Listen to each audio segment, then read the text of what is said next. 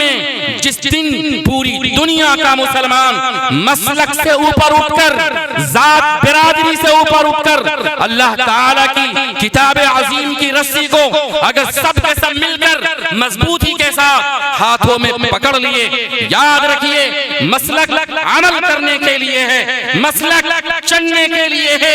हदीस पाक के अंदर या कुरान करीम की के तफाहीम में और उसके मफहूम में जहां पर अकाबिरीन उम्मत में उलमाए इस्लाम ने शरीयत की रोशनी में और शरीयत के अंदर इख्तिलाफ की जो राहें खुद किताबुल्लाह की आयतों से या नबी करीम सल्लल्लाहु अलैहि वसल्लम की अहादीस मुबारक की रोशनी में किसी एक अमल को मुख्तलिफ तरीके से अंजाम देने की जो खूबसूरत राहें हैं, अगर उन पर आप अमल करते हुए अगर आपने अल्लाह की किताब को एक जानकर मजबूती से उसे पकड़ लिया,